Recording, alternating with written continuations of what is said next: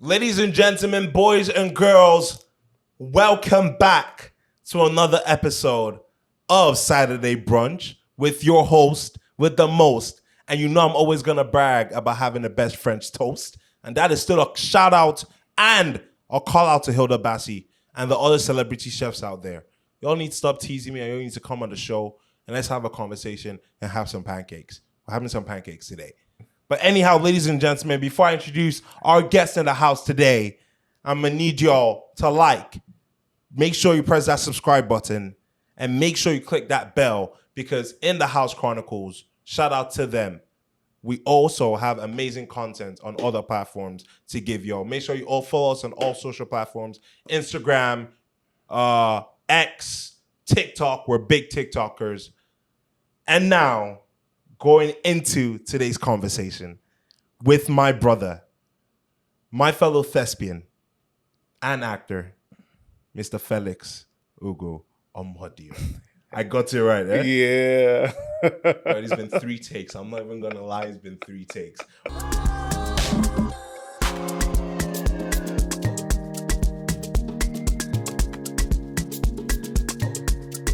Bro, we're just having a conversation about like the power of sports and like during the AFCON, how, bro, the whole country was just at peace. Even though we're going through so much shit inside, just because our team was winning.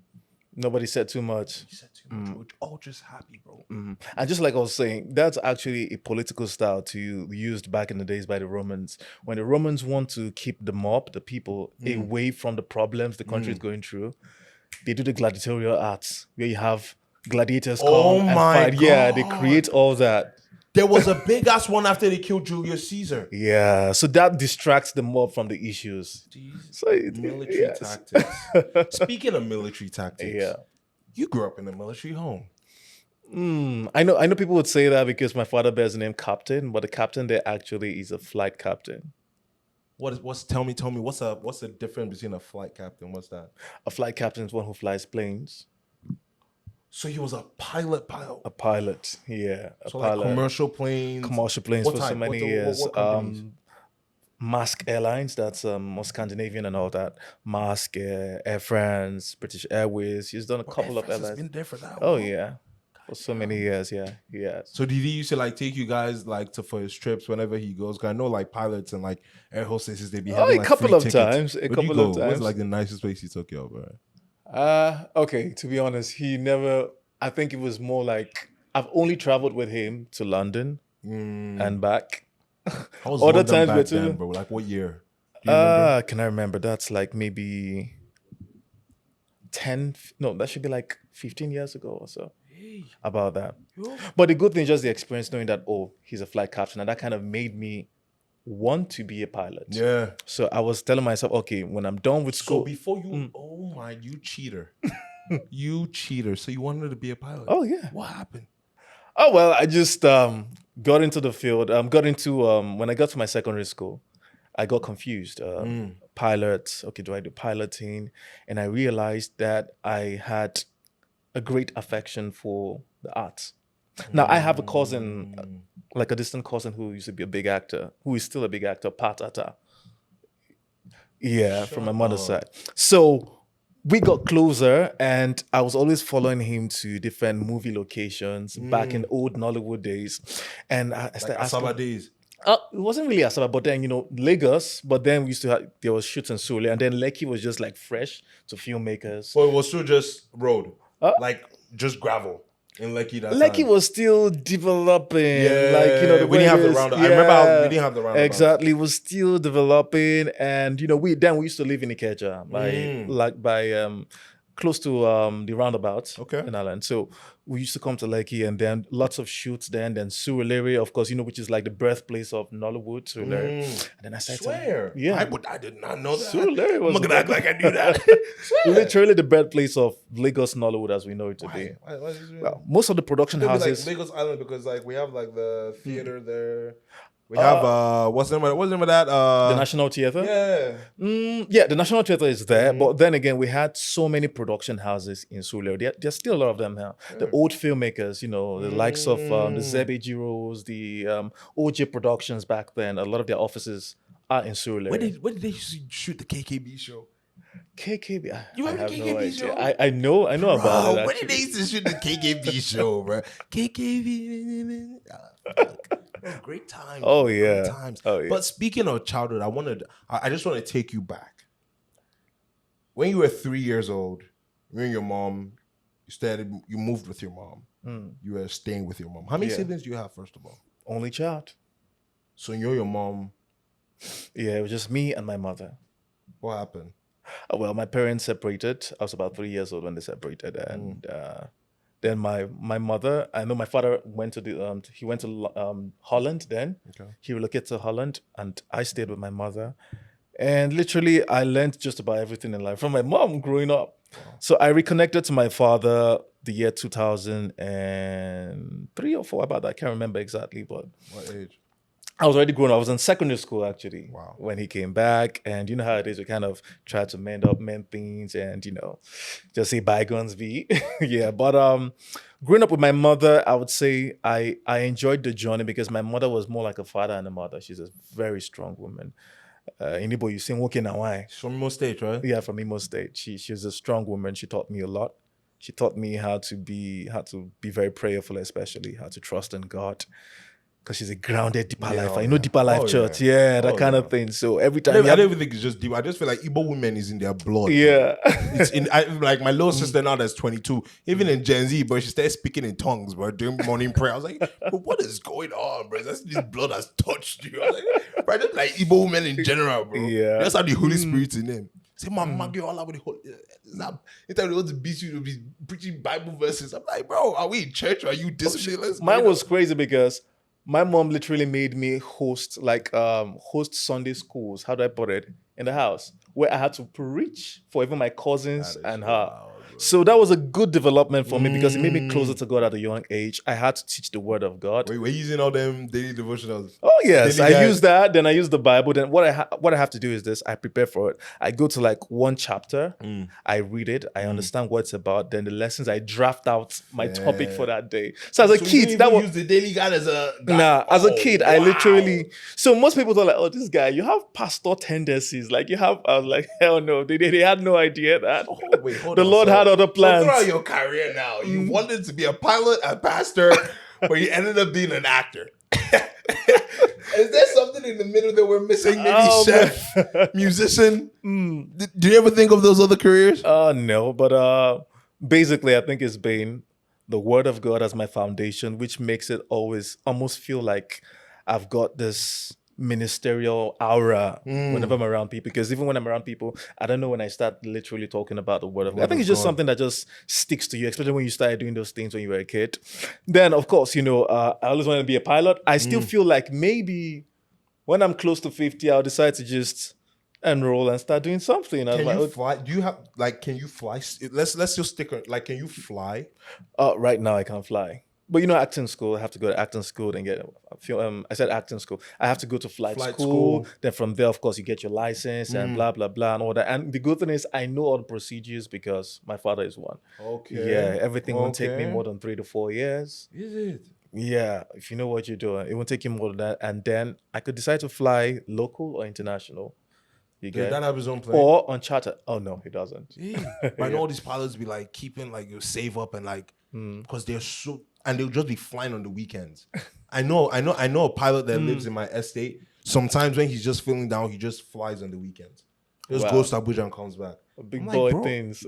I'm like, bro, what are you on? Like, what is stressing you that much? Go for a swim or something. Nah, I'm gonna fly. I'm gonna fly. It's probably therapy for some people, It is. Yeah, I think it is for some people because flying just makes you feel like you're above the world problems right now. You're above it, so you're in your own zone mentally. So just the same way when you're by the waterside, you feel relaxed and all that. I think it works for people that way too. So still on your dad, you and your mom, like you said, leave at 3 years old. How did that make you feel with your dad? How was that relationship after that? Okay, well, I never saw him like as a kid, 3 years, I can't remember how he looked like. I just know I grew up. So you never really even knew him. I never knew him. I just knew that most of the pictures my mother had with him, she had cut off his face from it. Shut Yeah. up. All the pictures. Igbo women. Igbo women are like Latinas, but I keep telling you. Igbo women are like Latinas, bro. Bro, a Latina woman would do that type of shit. A woman from like Colombia.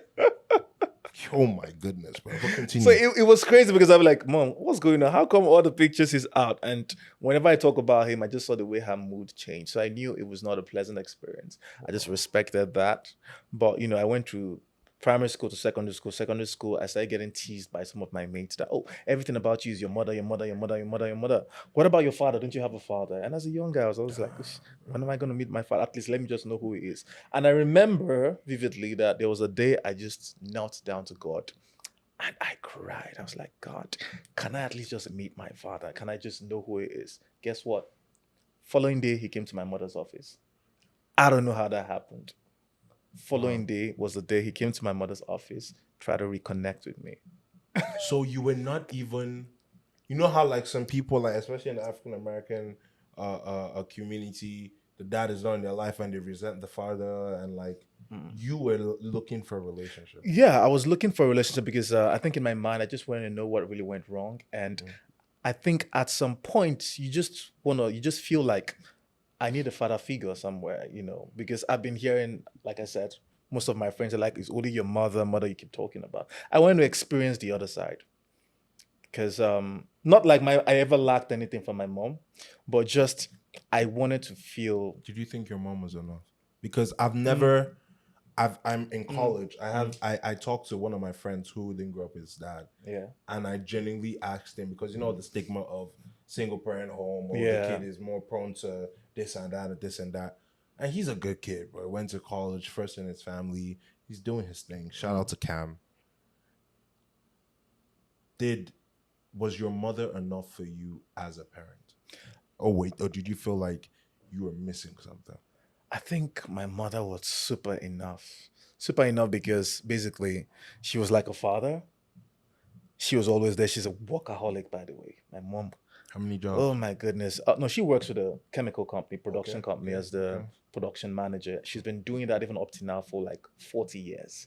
She's still working. A hard worker. She can't stay in one place. She's always moving. And she had this triangular thing. It was from the office to the house to church, from the office to the house to church, that's her lifestyle. So I was just used to it. I loved the fact that she was there for me as a parent, as a father could. And she was also there to make sure that I felt the softness of a mother. And she was also disciplined. But the whole me wanting to meet my father was more like because I had so many people talking about it. In school, my friends, like, come on, is he dead? So it was kind of like, I want to prove them wrong. Just like, okay, I want to prove them wrong. Where is he? When I ask her about this, she just goes silent. She's like, I don't want to talk about it. Just forget this conversation. Did you tell her that people like teasing you in school and stuff? Oh, well, she never cared. Because, it's only normal. She had bad experiences, I guess. And she just never wanted to talk about it. And then I, on my own, just went on my knees and I prayed, oh, God, please just do this for me. Do this. Let me just meet him. And the day I prayed, it was funny. The next day, he came to my mom's office. So what usually happens is when I'm done with school, I'm brought, the driver brings me to my mom's office. So I was in my mom's office. I was just somewhere because, okay, now this is also where my acting love started. As an only child growing up, when I come back to my mom's office, I usually create games on my own. I act every role. I used to do that. Yeah, I do that for like 5 hours straight. It was that crazy. There was a time the chairman of my mom's office came and he saw me talking to grasses and doing. He was imaginary, but I had imaginary friends. Bro. I won't even lie, bro. I had imaginary friends. I won't even. He was like, he asked my mom, Madam Vic, are you sure your son is okay? Because I do that and I enjoyed my time. So I grew up as an introvert. I enjoyed my time alone. I was making movies on my own. I was acting different roles, because then I had lots of movies I loved to watch then as a kid. So I would act every role of different characters, and it was fun for me. That was what I used to. I was not the guy who was always going off to see his friends. I grew up indoors. My mom didn't even let me. Yeah, my mom would never let me. It's not like we didn't want to. My mom was like, is it your house enough? Exactly. Let Stay at home. If you have to read your book, read the Bible. Oh my goodness. So I had to create my own entertainment, which is good for me. Yeah. So back to the whole thing. So I was in the office one day. I was downstairs and someone just comes out, your mom is calling you. I went upstairs and my mom comes to me and said, Ugo Chuku, that's what she calls me, my Igbo name. I want you to meet someone. I was like, she takes me to her office and I come, she says, sit down. And she goes, sits down in her chair. She goes back to what she's doing. She's like, that's your father. And then I see this man all dressed, looking yuppie, with all that, looking all fancy. And it looks at his me. captain uniform? No, he wasn't, but he had this, he had this fly look, up and down. You could tell this guy he loves the life. Okay. And he goes like, do you know who I am? I'm like, I look at him, I could see my face in him. I said, you're my father? He was like, yes. Takes me out, and he takes me out immediately. And that's how we just reconnected. And like, I can remember in school then, I was like a big boy in school. I was literally spending money on all my friends. I had my crew because like I was the large spender because he was spending me a lot of money. As a back then, this is like almost 20 years ago, I could have like 50K with me. Like, so you can imagine. We'll go out, we'll chill, we'll have fun, I'll buy stuff. People trying to buy your love? So I felt like that. It's when I grew up.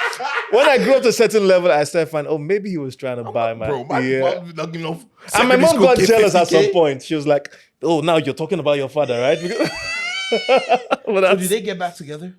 Nah, never. Because he was already married to a white woman. I have like 2 younger ones who are white. Yeah, but I think, I don't know, maybe the spirit touched him and it was like, he had to come see. So according to him, he had tried so many times to reconnect. Apparently, even when I was a kid, he tried to see how he could sneak me out and take me to Canada to be with some of my cousins.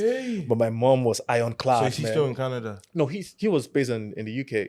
Okay. First, he was in Holland. He moved to Denmark, then to the UK. But then I had cousins also who relocated to Canada then when I was a kid. So he was trying to see how they could sneak me to go to Canada. But then my mom was ironclad. She made sure I had like protections, more like security right from a kid. No one could come close. So all that didn't work. Yeah, but I think at the end of the day, I'm just happy at how things turned out. I learned a lot from I still learn from my mom. My mom is like my biggest inspiration in everything. She's a strength. Shout out She's to everything. mom, though. Shout out. I'm a mama's boy too. I'm not even gonna lie to you, bro. That's what's I'm a up, big bro. mama, and I'm proud to. I am a proud mama's boy. I'm a proud mama's boy, bro. I'm proud mama's boy. Yeah. But one thing I also wanted to ask you was, you grew up in Lagos. Yeah, Lagos basically. Early life in Lagos. Oh yeah. What secondary school did you go Lagos. to? I went to M&K Junior Academy. Yeah, then wow. That was that was a junior school. Then I went to Ashdale College. I went to Shadell. I was in the basketball team, as a matter of fact. Too. Hey! What was your favorite sport? Basketball. Up to now, still my favorite sport. You good? I do pretty good. Maybe not as good as I used to be then, but first of all, I'm going to expose him. He was on here before we started this conversation. He was like, I don't play football, but I play football. I was like, yeah. You mean FIFA? I was like, yeah. I was like, you play FIFA? He was like, yeah. So we're gonna find out. Please tell him to put his money where his mouth is. FIFA, me and him. I used to take people's rent. I genuinely used to take people's rent. Right? Oh, bro, I'm ruthless. I used to take people's rent. I'll tell you how bad it is. That when we were young, when I was a bit younger, my cousin Patata, the actor, then a couple of other of my cousins, we would play from morning to night. The following day, won't sleep. Now we had this. We'll play. We had back supporters who also dropping money on who would win, and like it was play like online. Huh? You used to play online? Oh, no, I never played online. It was always, physical. Like we have people come, we do bouts and you make so much money then. You make like 100, 200K, like back to back. Sometimes when they eat your money, you start dropping your shoes. And this one go, my wristwatch, until you recover everything. It was crazy. Oh, no, it was wild. So secondary school, is that where you fell in love with acting, or primary school? So I was already a model. I had modeled for brands like Coca-Cola and Fanta then already because I was big on modeling. And I was a model and I was done with, I was in the middle of school actually. I think I was in my 3rd year in school. And I started hanging out more with my cousin who's an actor and going out to shoot locations. And I started going like, oof, do I really want to do this piloting?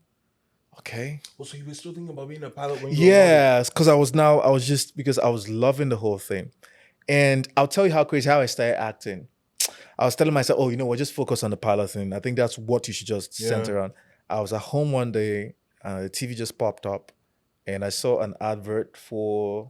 By the way, I had done like 3 or 4 They call it Waka Pass, What's because Waka Pass? Waka Pass is like one scenes or three scenes, like Okay, just features. like small. Yeah. Okay. So I've done that, following him to shoot, and some producers just go like, let me use your cousin to do this or that. So I've done that. So at this point, I don't know what I was doing, but the TV just turned on. I saw an advert on TV that they needed actors for a TV show then, which turned out to be the first TV show I did back in the days. We're gonna get to that. Yeah. We're gonna get to that. We're gonna get to that.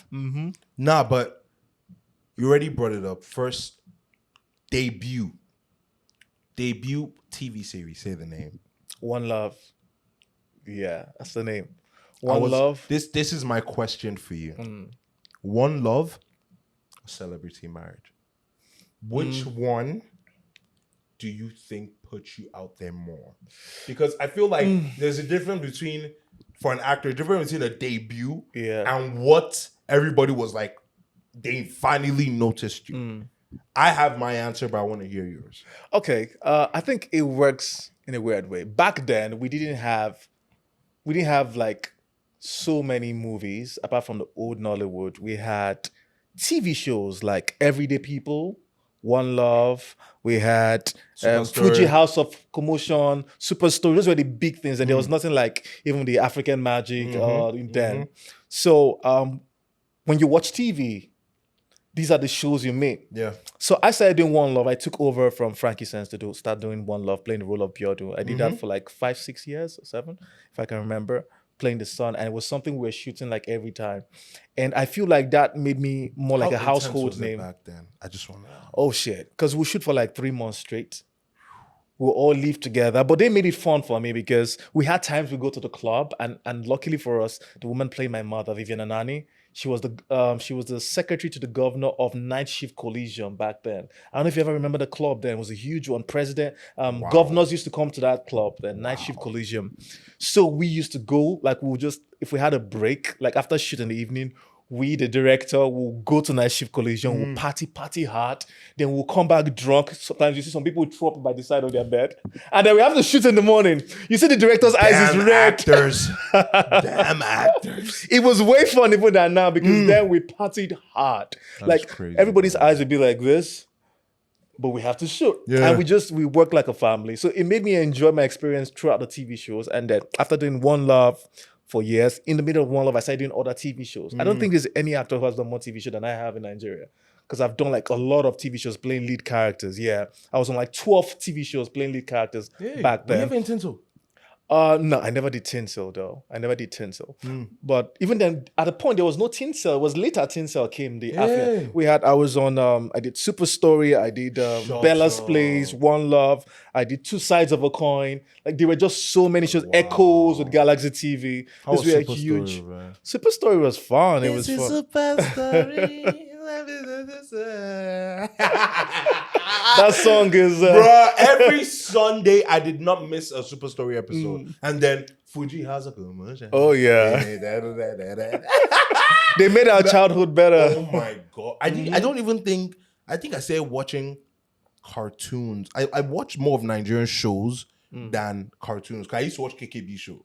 So like, bro, as a kid, I was watching KKB show. Because like you said, there was no DSTV back then. It was just TV. So whatever came on, that's what you watch. So it was KKB show, Fuji House of Commotion, Super Story. Then you had Nigerian Idol sometimes. Yeah. Oh my goodness, man. It was nice. It was fun. It was a good time. It was a good time. But I thought you were gonna. But Celebrity Marriage was when the cinema world started, right? Right. Cinema was kind of fresh. The lineup of that movie. I know. The lineup of that movie was crazy. My god, Tonto DK. That's when she was. But that's when I started a crush on Tonto DK. Oh really? Oh my god. Right. Let me tell you a story. I remember one time I was living in my estate and my cousins know how much I love Tonto DK. So they were like, bro, Tonto DK is like on the entrance of the estate. I was like, shut up, you're lying, bro. I was like, bro, we just saw Tonto DK. She's the entrance of the estate. Bro, I live about walking. You get there in 20 minutes to the gate. Bro, I got there in 5 minutes. Sprint. Oh, shit. Bro, when I tell you I could not feel my heart, I was like, I'm going to meet her regardless. When you got it, what did you do? Nothing. Bro, I cursed them out. I was like, why? Like, don't play with my emotions like that. Shout out to Tonto, please. I still have a crush on you. Oh, yeah. I know you're a married woman, but It was amazing working with her, by the way. I feel lonely at night. No, but bro, how was she though? It was fun working with her. And I think then it was like her comeback too in the industry then. And she was always like, I might What do you be, mean by comeback? because she had left the industry for a while before she did Celebrity Marriage. Yeah, I think she took a break for a while. So she was always like, I'm just coming back from this hope, whatever. She was always so humble about What year everything. did that movie come out again? I can't remember exactly. I have to check. But that was like when the cinema culture just started again in Nigeria. So that was like one of the first films that was really huge in terms of we had so many great actors, like Bro, veteran the lineup actors was there. crazy. And I was fortunate, courtesy Tonto of DK, Jackie Abaya, Kanye Yeah. Kanayo, yeah, Tony Abraham. Osita Ehime, so many of them. It was huge. Odunlade, all of them. It was like stuck. What a lineup, bro. It was stuck. And courtesy to the producer, Uchenna Mbunaba, who's like a godfather to me in the industry. He was one person who steered me because I used to be more of a TV actor. So he helped me transition into a movie actor. And Celebrity Marriage was a good opportunity. It was a good platform. I enjoyed shooting it, filming it. It was a good story, So I would say when it comes to the cinema world and to new, fresh viewers who probably did not have the opportunity of watching TV shows back then, they're like, oh, okay, he's an actor. I like this. I like that. So that gave me like also a fresh fan base. Let me put it that way. Did you ever, we talked when the cameras are off about what I see acting as. I see it as a sport.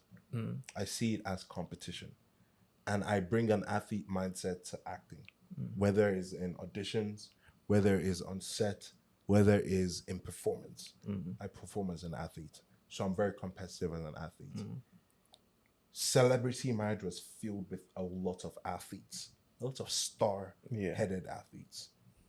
Were you ever overwhelmed at any point, or were you like, I'm going to show you guys that I do this? Okay, so here's the thing. Coming from a background of Lee Strasberg, method acting, We're going to get to that too. Yeah. I always see those things as opportunity. I'm like, an opportunity to show them that this is what I live for. I really do this, bro. Yeah. So I never ever. I'm not just putting this on my Instagram. At all. Like I'm telling you, I do this for real. Like this is my life, you get. And it was just an opportunity for me to express myself. And it was great working with actors who even made it more comfortable, for us to have a good time while we were even filming. And we had a lot of times we had to laugh and talk about this and talk about that. And yeah, it was good for me. Every opportunity for me, I'm one person who I've been trained never to get intimidated because I know there are methods to everything. I never do. Instead, it's an opportunity for me to show you what I got. That's the way I say it. Do you think you killed it? I think I killed it. You fucking killed it. I tried. You fucking killed it. Oh my goodness, bro. I feel like that's why I say that's when the world saw who you were, because you let them see you, you let them feel you. Yeah. And I like what you said. You referenced the school you went to in LA. That's your alum? You're alum of the school? Do you visit back sometimes? What's the Lee Strasberg Institute? In LA. It's also in New York, actually. It's also in New York. Yeah. Yeah, but we have a branch in LA, and what it does basically is method acting. It teaches you the deeper levels of acting, which is unconventional because we have some tricky ways to go about it, which is courtesy of the school and probably Stella Adler school to use some similar, because Stella Adler and Lee Strasberg, they quite had an understanding with each other. Because they all came out from Stanislavski's students and all that. So they had methods they used to pull us out of our butt and for us to be able to bring out the best of every character. So for me, it was... I used to think acting was just you just come and deliver and just give expressions, but it gave me a new insight to realism. To realism, to feeling it. It's just like, typically when you ask an actor, okay, I need you to act cold. You see everybody shivering and doing that. But then cold starts in stages. First, you're having frostbite. You can feel your hands tingling. So you have to go through every emotion gradually. I feel like there's even a moment whereby you feel it so much that you give yourself goosebumps. Exactly. That's when the shiver just... Yeah. I love what you're saying and how you reference you being a celebrity manager and remembering what freaking school I came from. Because I remember the first time I got a chance to be on a YouTube project, and we're going to get into the YouTube scene. I was like, Miracle, you do this. Syracuse University is not no joke. Show these people that you do this. Show this is your chance. Show them that you do this. Make them feel you. And your school's in LA. You're a thespian. Most people think you will go to New York, if any place. Why LA? Well, first of all, I have cousins in LA. And when I was trying to reference schools, I just looked at, okay, proximity. Where is the easiest place? Like if I was in New York, I did not have at that time people I was so close to in New York. But in LA, okay, I had people there who I could always, come into, oh yeah, I'm in school. And they could also help to monitor me and, all that. So I was like, okay, fine, I'll pick LA. And LA also gives you the Hollywood feel, like, gives you that smell. And, the course was for a while, but it was a beautiful experience for me because the course was roughly about 5 to 6 months, but it was intensive.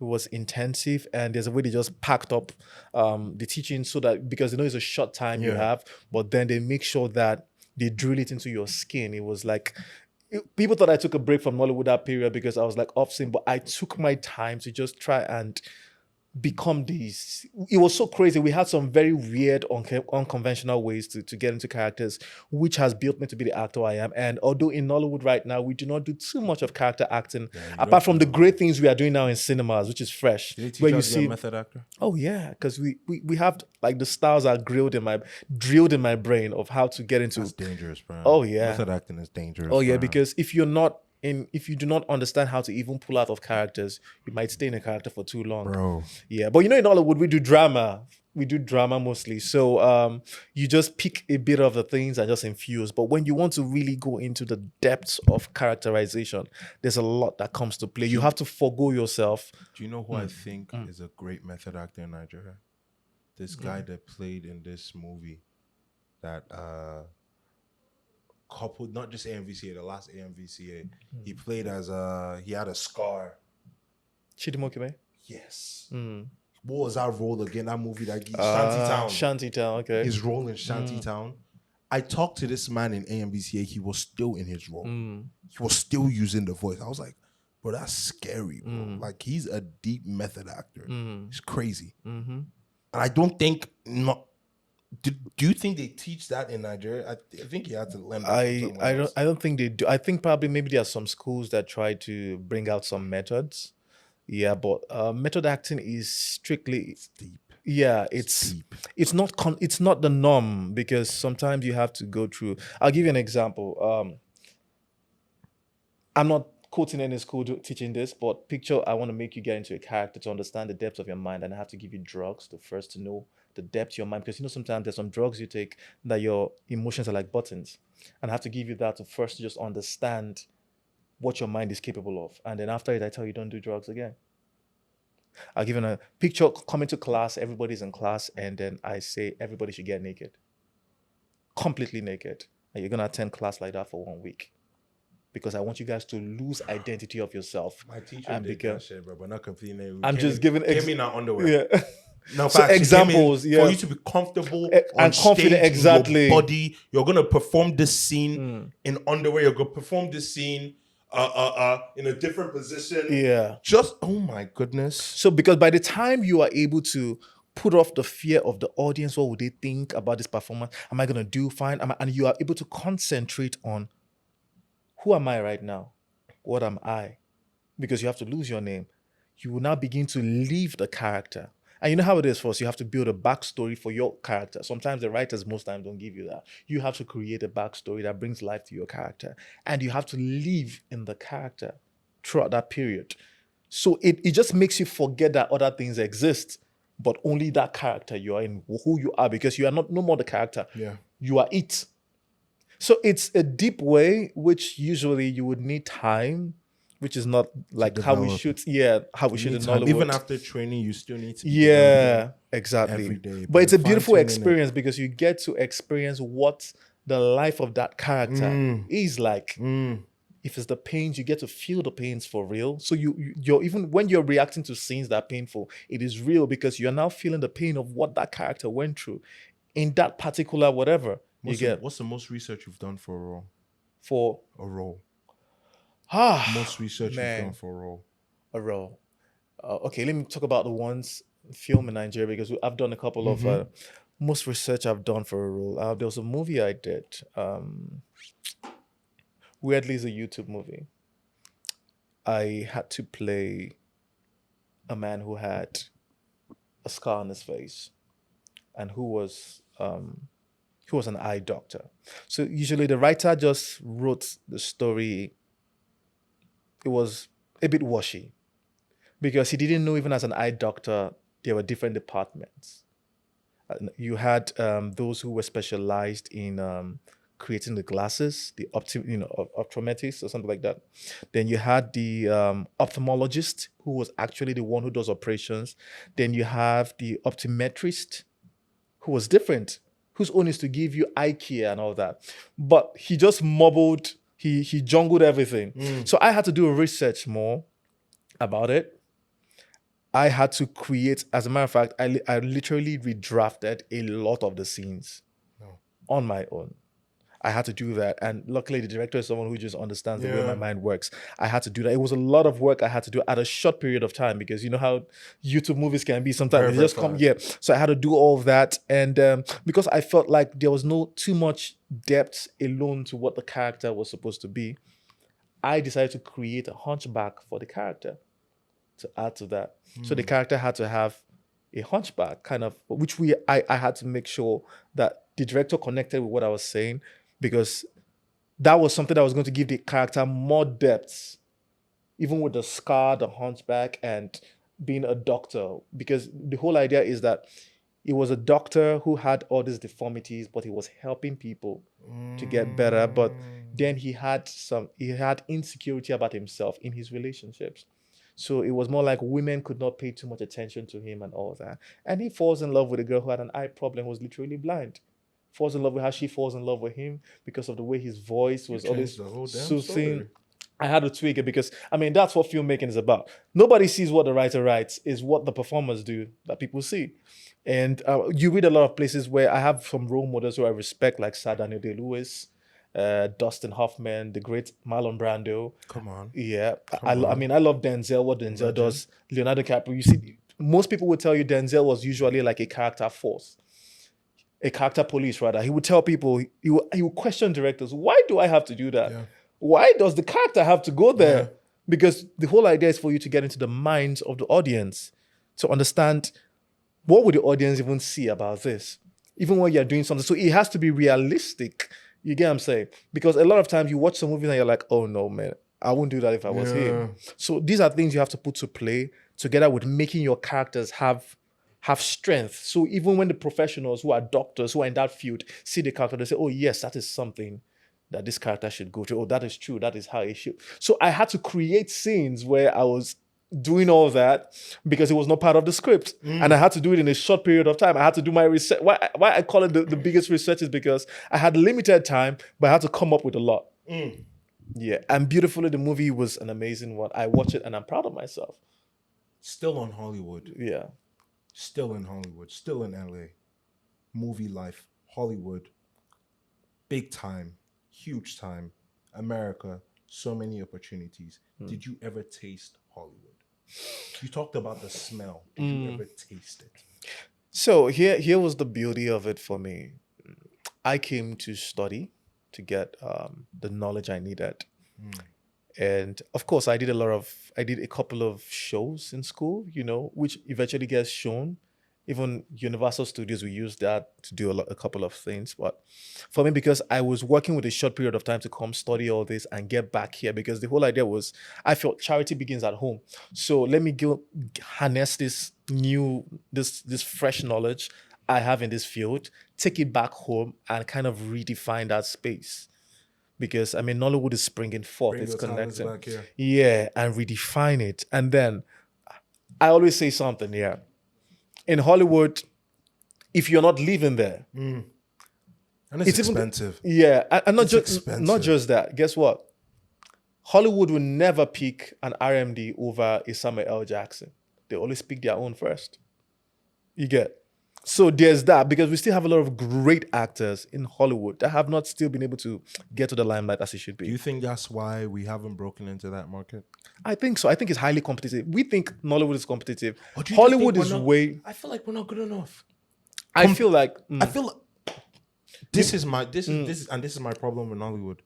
Forgive me, but I feel like so many people say that they're actors and actresses when they're not actors and actresses. I mean, come on, let's be honest. Like, Truth be told, I feel you just because you look good doesn't mean you need to be an actor at all. Truth be told, I think the industry has been watered down. Yeah. With all due respect It has. to the YouTube space, to a couple of things. We're gonna get to that. Yeah, I think a lot of stuffs, like the industry is, when it comes to talents, people are selling looks these days and not the art anymore. Yeah. Like you see a lot of movies and you just smile because you don't want to say too much, so it doesn't look like you're having any personal beef with anybody. That's why I even wanted to ask you, because you come in, you were in Nigeria, then you went to LA, you saw the different type of quality, different type of work ethic, different type of production, and you come back to Nigeria. You had to have felt discouraged.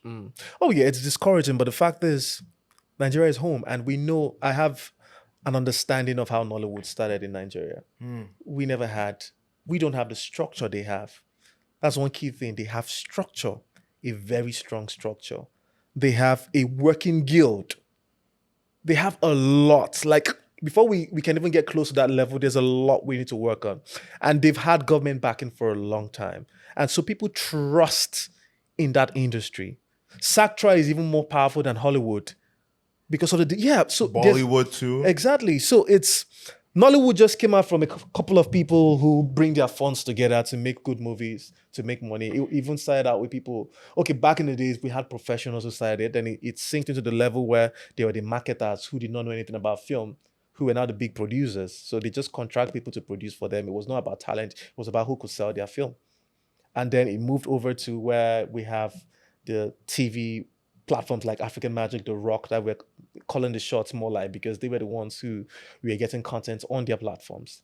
And then right now we have the cinema world sprung out because people began to enjoy the cinema culture, and we can tell there's been a lot of progress, and the cinema is going places definitely. And then we have the YouTube world that just spilled off, that has given room to the rise of new talents and given expression for a lot of people to be able to use that platform to showcase their talents, but at the same time has given room for a lot of mediocrity in the industry.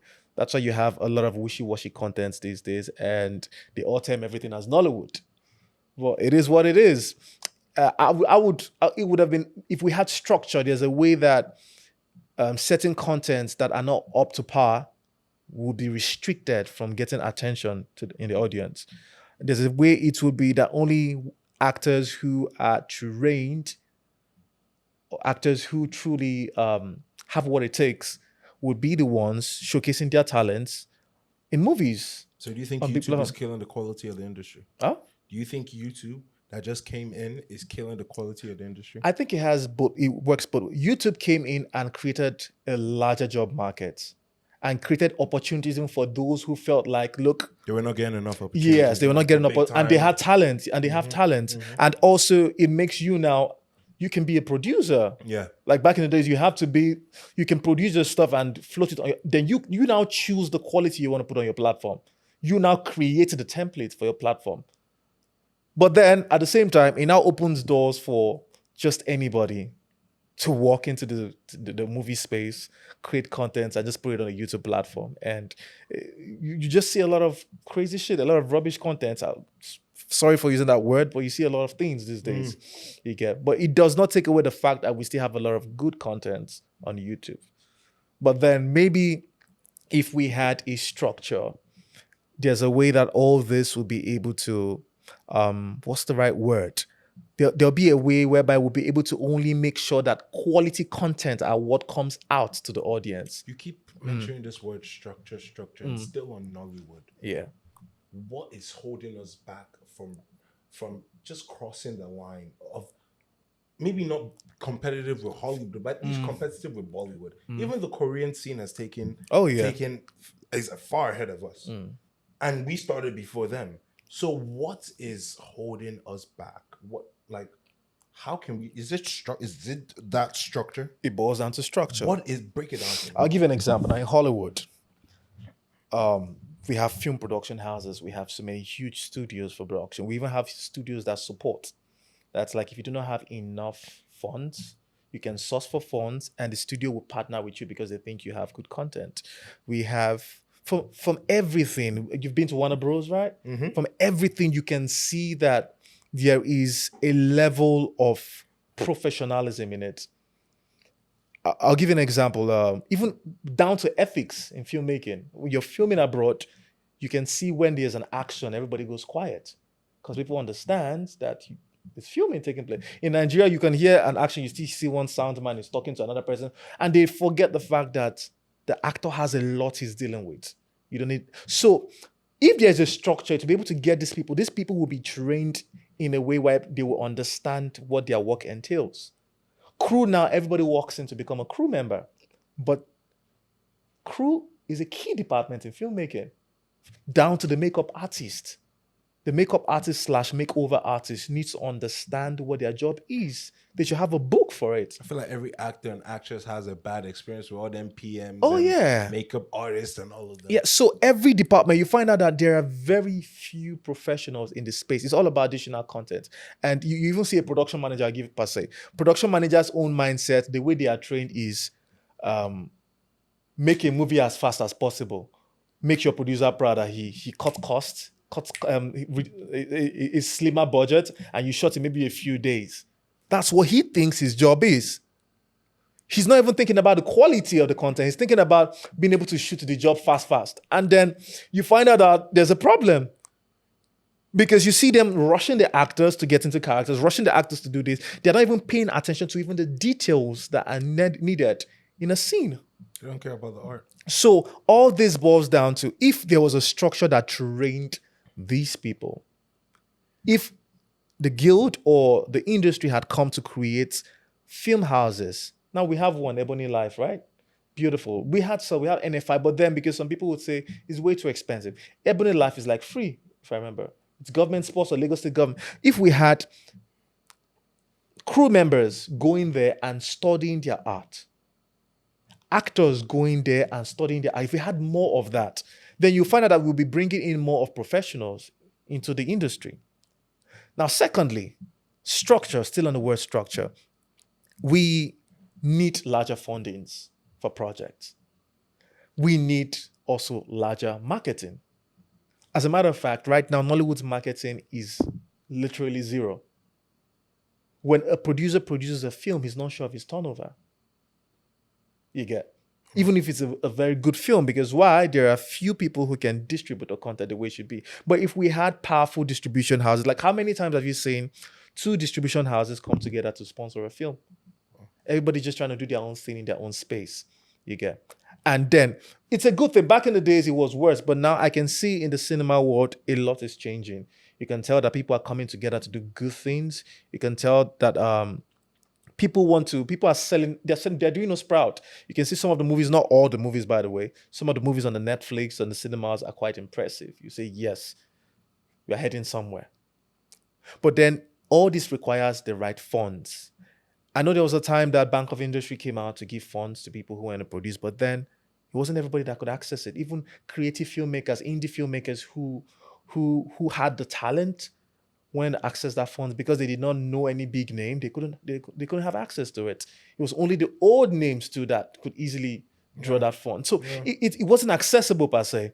So we need all of this more, because now if you have good money, you can say, I want to do this, I want to do that. And then also a lot of investment needs to be done for the film space itself in terms of building film studios everywhere. Film studios that would train people, that would also, in there, you can shoot a lot of projects and all that. You think the government needs to put more into the film? That's it. We need that. We constantly need all this support, because that's how Hollywood grew into what it is today. You get? Who's on, like, there's a union, don't they have like a representative that's talked to the government? Oh yeah, they do. Who's leading that group, do you know? Right now, I don't know who it is right now, but I don't mean to undermine anybody, but then you find out that at the end of the day, people who get to that position end up seeking for their own selfish gains. Power.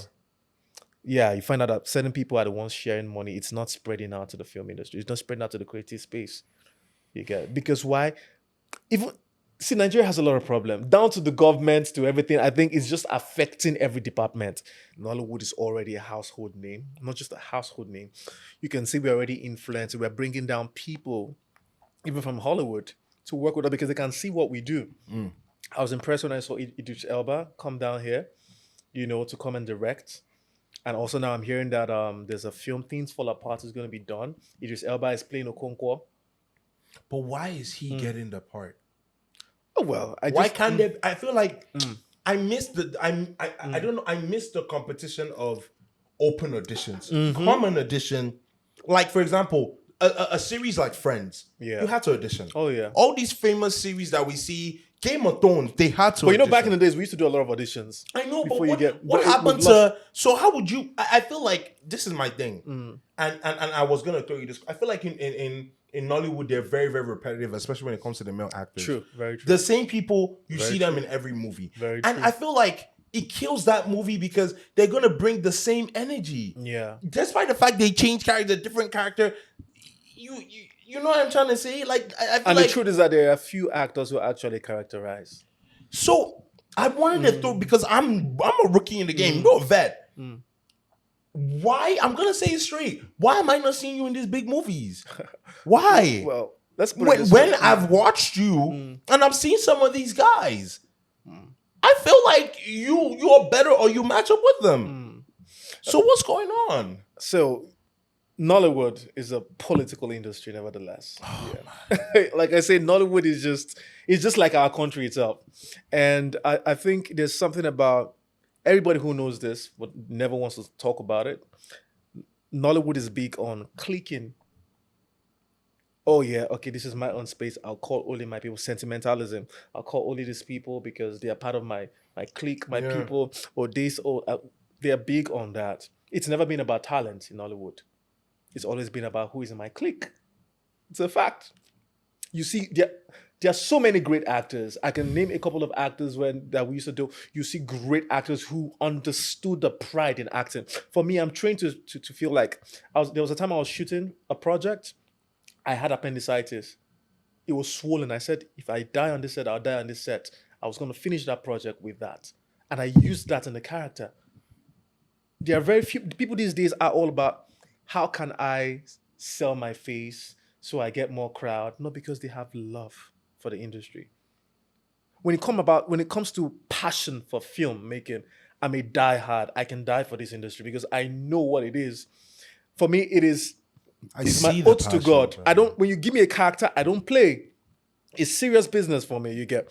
But then, the industry does not necessarily, except for, there are just those who understand that, oh, look, man, this is the art, and this is who can get it right. This is who I know will do it. A lot of the big producers, a lot of them, with all due respect, have always been about my circle, the people in my circle. And sometimes it's not their problem, it's not their fault.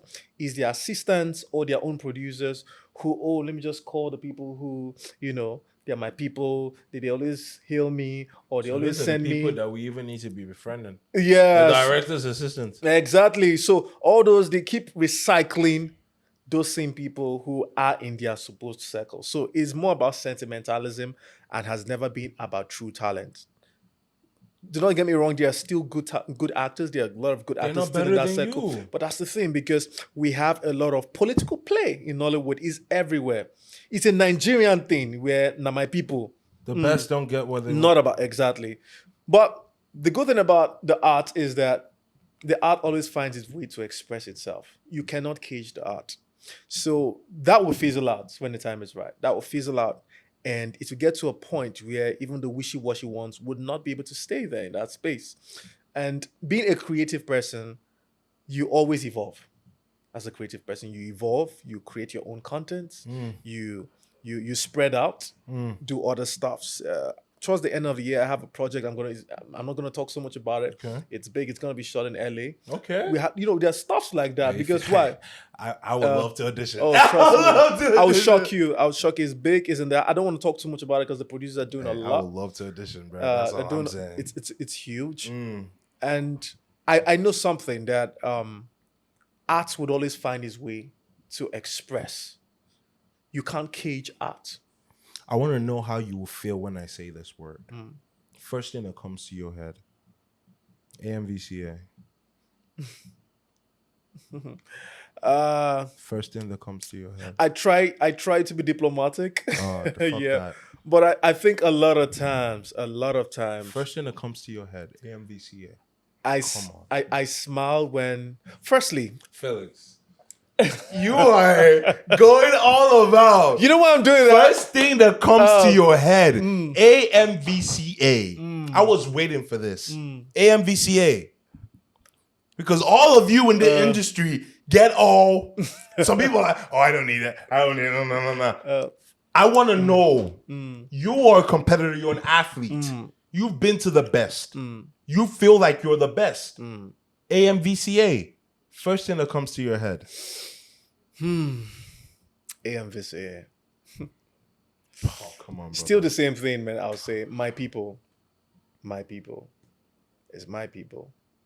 That's what they do. My people. That's the way I say it. With all due respect to the organizers, Mnet and the rest, I still feel like it's my. But then, you know, I don't talk too much at the end of the day. AMVCA is based on viewers voting. They call it the African Magic Viewers' Choice. So it's the audience that actually gets to That's what they pick. show the audience. That's what they say, but it's what they show the audience. You know, this is how it's done in Hollywood, the Oscars. Actors, best actor category. It is fellow actors that vote who the best actor is. Why? Because actors know who performed. Best director for the year. It is fellow directors that vote for who the best director is. Because a director knows when he sees a good project. Same with every department, best makeup and all that. Because that's where you truly get who deserves the So award. who does it for year. AMVCA? Viewers' choice. And in-house, I don't know. I don't know how to go about it because I'm not part of the team. But with all due respect to them, I don't know how to go about it. But there's so many awards I've seen and I'm like, Zulu Film Festival, you got that one? Film Festival. Zulu Film Festival, African. Oh, Zulu yeah. African Film That was Festival, my you got that one? first produced film, by the way. Really? It won five film festival awards. Wow. Yeah, and the film has gone so far and wide, and because the story was unconventional, so it was being told in a different way. Yeah, so it was amazing. I feel privileged to have won all those awards. Yeah, and the director, who is my good friend Best Okoduwa, is also he's a French trained director, by the way. He's a deep person to like me, very deep, and it's always easy when you and someone who you vibe on the same level. You know, you guys you understand what you're talking. You come together and you create something beautiful. The story was a kind of story, and I just changed it. I tweaked it. We literally flipped the whole story around because we wanted to create controversy around it.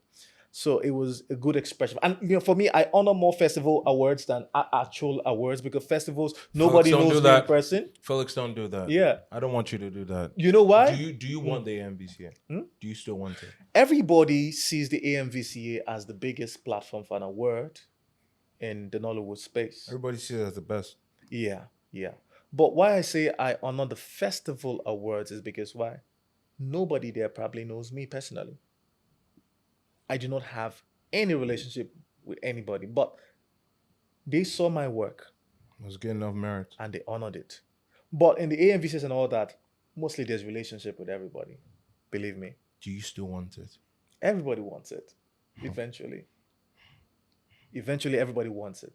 But it is more prestigious when people who do not know you personally single out your content and give it an award. Do you feel in your heart, I deserved it? Because they just give it to me. They don't know me.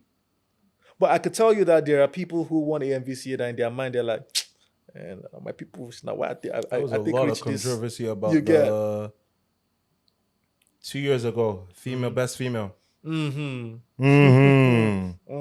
legend was up. They didn't give her flowers. Yeah.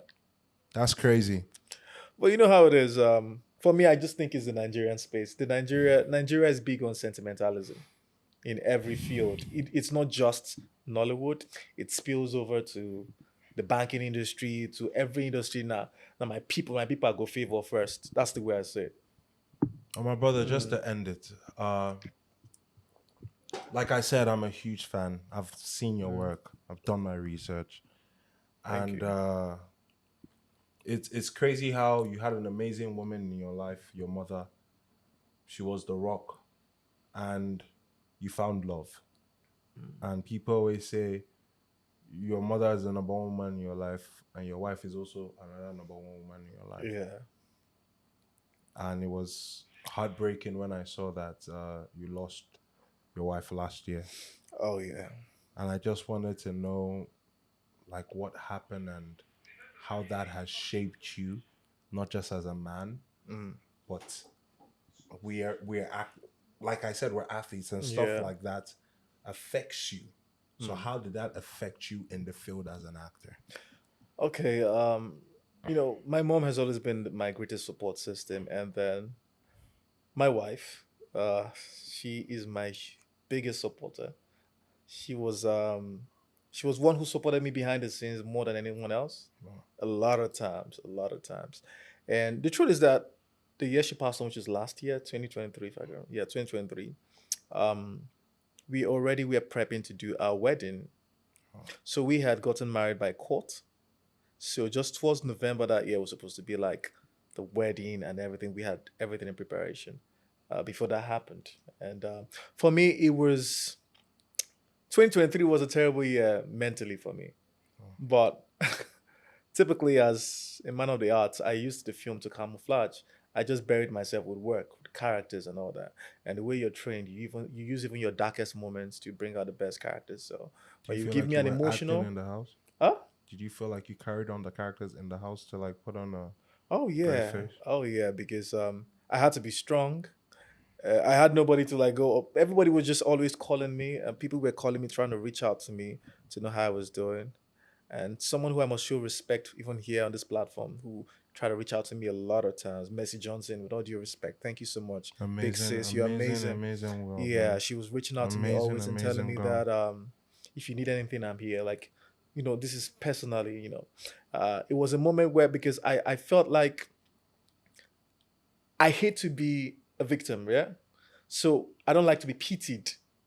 So I just try to cut up, like literally blocked my lines for people not to call and reach out because I did not like the whole sorry about this. I had to just carry on with everything. I knew this had happened, and her family was in shock. Her parents were in Was it shock. sudden? Like, It was no, sudden. or She was was just somebody? okay. She was ill.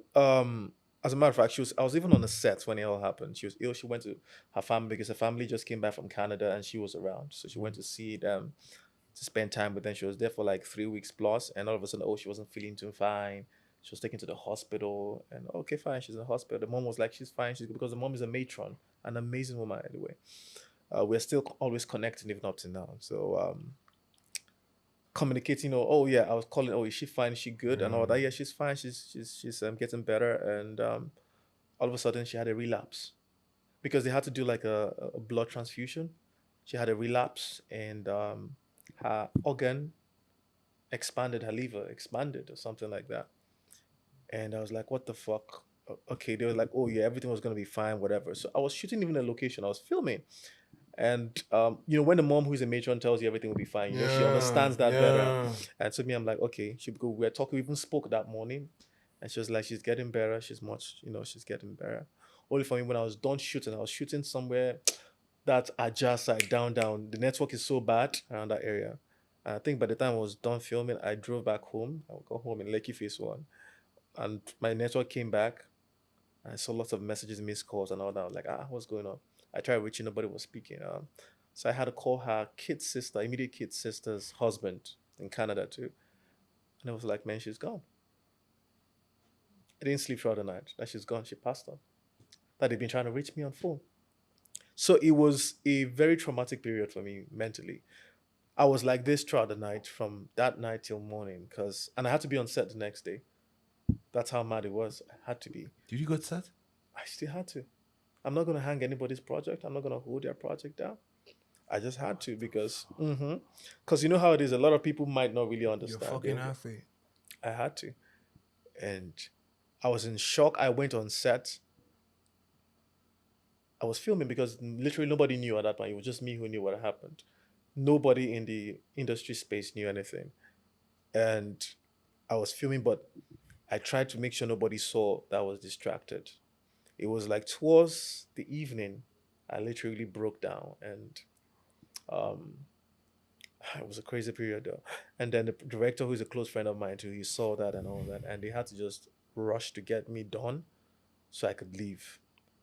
And it was a crazy period for me because, and I didn't want to deal with the emotions that come because she was my best friend, she was my best friend, support system mentally and everything. And after that happened, I didn't want to be locked up mentally with that. So what I just had to do was to collect a lot of job bookings so that I was constantly buried with work. So 2023, I was shooting back to back. Every month I was doing nothing less than 6 movies. After that happened, I was just trying to I didn't want to I didn't want to communicate with that emotion that period. And what we just did is I made sure she was buried, all that, because that was the most important thing. And then I had to deal with the emotional trauma myself. And luckily I have my mother always, my strong, firm foundation. And it was a lot for me, but I think God gave me so much strength mentally to deal with it. And even when I was, like you go, you shoot, then you come back in the evening, and then you remember where you are. I don't know how I even summoned the strength, how to live with it throughout 2023. It was crazy. It was like and also her mother too was a great support system. Her mom, I was shocked. Her mom literally was stronger than everybody else. She was the one calling me and encouraging me and telling me, no, it has happened, it has happened. She was telling me this is it. She was telling me that, because at that time you're blaming yourself for a lot. Oh, maybe I should have just abandoned the job and went there. Maybe this, because that's what usually happens. And the mom's like, no, there's nothing you'd have done. Have you given your time? Have you given yourself time to grieve though? Oh yeah, oh yeah. I've taken out time to do that. I did that just this year. It was this year when it clocked 1 year since she passed on, which was June. Wow. And yeah, I took up my time. And then a lot of things even happened, even that in that space. A lot of things happened, which was weird, funny. Where some people try to use the news to spin off a lot of stories. In the media. In the media, you know how it is, Nigeria. But then, good thing is, I blocked out a lot of things that period. I had my mother, I had a couple of friends, strong friends, and they were just supportive. And I had work to bury myself. I just kept doing what I know how to do best, my job as an actor, as a filmmaker. And yeah, it was, for me, I think what that has done also is that it has helped to amplify the way I portray emotional scenes if I have to, because I have things to connect with. To draw out pain and all that, because those are So you like, channel that energy. yeah, so I try to channel everything for positive users, because there's not, I've got to understand everybody has their bus stop in life. Yeah. You just don't know your bus stop, but at the end of the day, what matters is the legacy you leave behind when you leave us. What do you leave behind? What has been said about you when you leave? And life is too short. That's what people fail to understand. Everybody wants to get all the wealth in the world, all the blah blah blah, but they forget that life is short. You need to be living right now. You need to be living. Don't exist, live and lay your mark. Do what you love to do. Enjoy the moment with your loved ones, because we are carried away with hustle, working hard, and we forget to pay attention to our loved ones in the middle of that. But that just taught me that always create time to spend with your loved one, which is what I do now. I don't play with it. I have my time. Okay, no work at this period. It's just me and fam. We have fun. We do Very all that. important. It's good to have a balance. Yeah. It's So good to I have learned a a lot balance. in that space. I learned a lot, and what I learned is always going to stay with me. Her memory is always going to be with me, because she was an amazing person. She was an angel on earth. My brother, I'm sorry for your loss. Thank you, so bro. rest Thank in you. perfect peace. Amen. Amen. She sounded like a beautiful woman. I can feel the passion through your eyes, and Believe me. I'm happy you took time to grieve as a man, not just as a man, but as an actor, because sometimes that energy can be used for toxicity, but you channeled it to strength, and I appreciate you for that. Thanks, bro. I appreciate you not just for yourself, but for your fans as well, because I am a fan, so I appreciate that. Thank you. And hey, that's all, ladies and gentlemen. Anything, tell the people the socials, tell the people what we have coming up. You have a YouTube channel.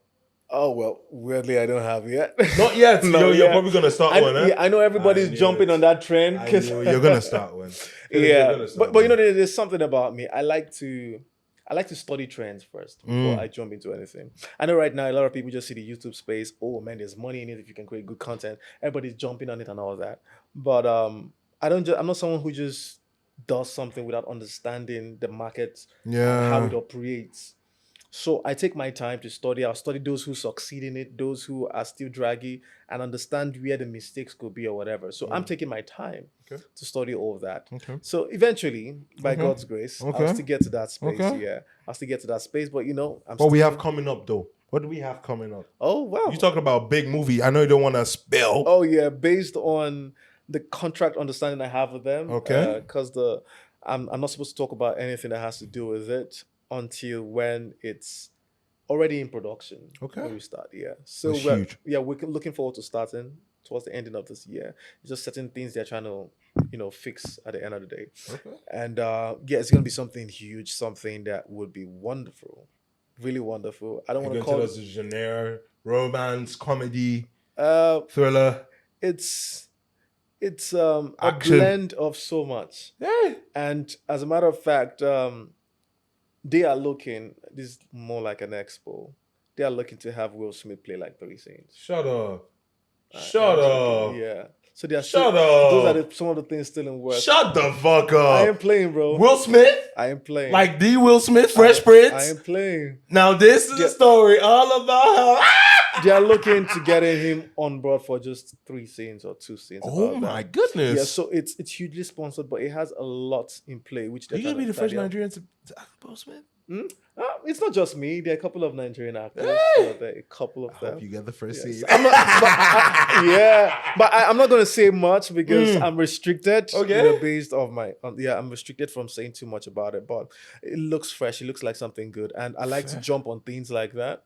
Because Oh, that's dope, brother. yeah, That it's a is good way to dope. express. I love to work on characters. Like when I'm given a character, I don't like to play the way the writer put it. I like to create something because I'm like, okay, if I'm doing a job, I don't want people to always see that there's similarities with the last project you did and this person. I want to create You some wanna see a new, difference. something different. As much as it's hard because of the way we shoot here, we shoot mostly drama, similar characters. Sure. I always try to add some fresh nuances to each character that I'm given, which is work for me. So this is like a whole lot of work where I have to create a life out of the character. Hey. Yeah. So That's dope. I'm excited. so many for good that. things coming up. So many good things. excited. I'm happy for the fact Nollywood, despite the fact we're not there yet, we're expanding. We are. We're are getting growing. big. It's We're getting progressive. big. We're getting Yeah. big. They're doing nice. They're doing nice. But ladies and gentlemen, it's been a nice episode. Make sure you like, make sure you subscribe, make sure you follow my brother, my fellow thespian, on all his socials. His link is going to be down in the description below. Ladies and gentlemen, this is Saturday Brunch and we're out. Thank you.